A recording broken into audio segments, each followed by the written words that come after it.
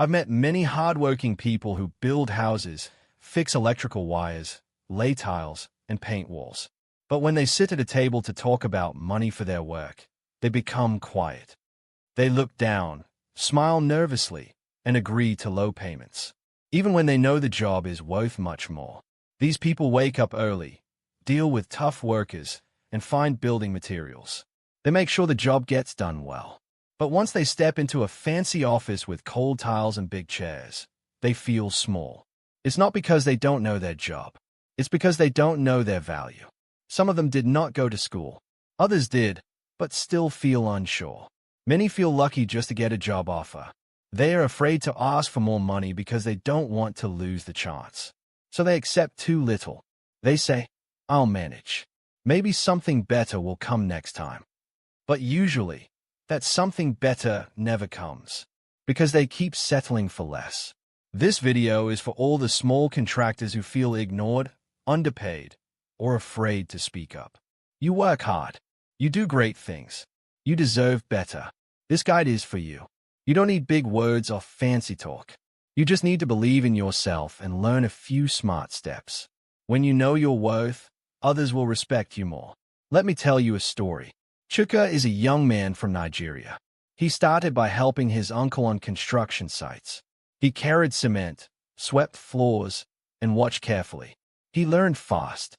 By the time he was 22, he could manage small jobs by himself.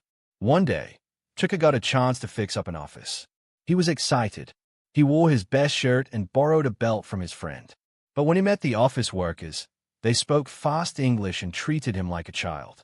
When they told him the pay, it wasn't enough. But Chuka smiled and said, "No problem. I'll manage." Later, he sat under a mango tree with his head in his hands. He knew the money was too small, but he was scared to say no. He didn't have another job waiting, so he took the offer and suffered through it. Chuka's story is very common. Many people do tough, honest work but still accept low pay. Why? Because they feel lucky just to be called. They don't know how to ask for what they deserve. No one taught them how to talk about money or say, "No, this is too low." But that can change. You can learn how to stand up for yourself. You can learn how to speak clearly, ask for fair pay, and stop saying yes to bad offers. I once met a man who had finished 3 good jobs. The walls he built were strong, the tiles he laid were smooth, and everyone liked his work. But when he came in for a new contract, he held his cap in his hand and looked nervous. He acted like he was asking for charity, not pay. After he left, someone said, "He's really good. I just don't understand why he acts so unsure." I knew why. Nobody had told him, "You are valuable.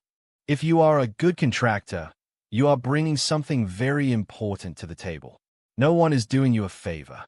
You are doing real work that matters." The person in the office did not build anything. You did. So why should you be afraid? People think value means wearing a suit or using big words. But that's not true. Value means doing your job well.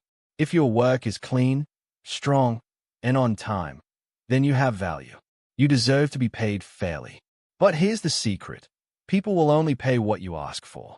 And you will only ask for more when you believe you are worth it. Let me introduce Musa. Musa is from Kaduna. He doesn't talk much.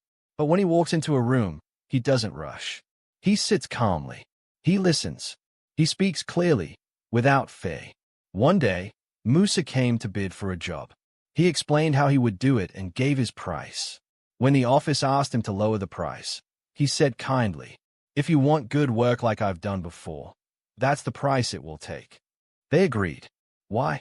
Because Musa's confidence made people trust him. Confidence doesn't mean shouting or showing off. It means standing straight, speaking clearly, and knowing your value. Even if you feel scared inside, you can act confident on the outside, and people will believe you. Remember, quiet confidence is powerful. I met a contractor who looked very tired. He had just finished a hard job in the rain. His workers had left him, and he had to borrow money to finish. Now he was offered another job with very little pay. I asked, "Why don't you say no?" He said, "My children haven't eaten. I can't go home empty." I understood. When people are desperate, they accept bad offers. They stop thinking clearly. They just want to survive. But desperation is dangerous. It makes you weak in meetings. People can tell when you're desperate, and they'll use it against you. Let me tell you about Joseph. Joseph is a smart carpenter.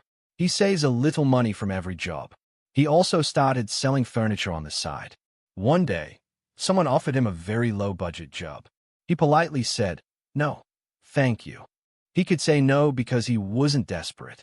If you save, even just a little, it gives you breathing room. It gives you the power to walk away from bad offers. Start now. Save what you can. Grow your skills. Build a side business. That way, you won't have to say yes to bad deals just because you're broke. Saying no is hard. Many contractors are afraid that if they say no, they'll lose the job forever. But sometimes, saying no is the smartest thing you can do. Let me share Okechukwu's story. He did great work.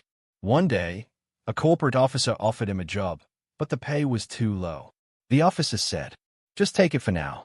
We'll give you something better later." Okechukwu replied, "Sir, thank you, but I can't do a good job with that budget. I'll pass." 2 weeks later, they called him again, with better pay. Why? Because they saw he was strong. He had standards. He wouldn't work for cheap just to stay busy. Saying no doesn't mean being rude. It means knowing your worth. It tells people they can't take advantage of you. And sometimes, saying no leads to something better. Confidence isn't magic. You don't just wake up with it. You build it, like a house, one step at a time. Tunde used to be very nervous. He would lower his prices before anyone even asked. Then he decided to change. He practiced in the mirror. He recorded himself talking about prices. He learned to pause and speak slowly. Over time, people started treating him with more respect. Not because he changed his clothes, but because he changed how he acted. Practice saying your name. Practice saying your price. Practice saying no. Watch confident people and learn from them. The more you practice, the stronger you'll become. People judge you by how you look. It's not fair, but it's true. One day, 2 contractors came to an office. The first wore dainty slippers and a messy shirt. The second wore clean clothes and carried a neat file. Guess who got the job? The second one. You don't need expensive clothes, but you do need to look neat and prepared. A clean shirt, tidy hair, and an organized file can change how people see you. It shows you are serious. When you look the part, people will treat you with more respect. You work hard. You build things that matter. You turn plans into real buildings. That is powerful. But to earn your worth, you must believe in yourself. You must learn how to talk about money. You must stop accepting less than you deserve. You must prepare, practice, and walk into every room like someone who matters. Because you do. Remember, if you don't know your value, no one else will. So start today. Stand tall, speak clearly, and never settle for less.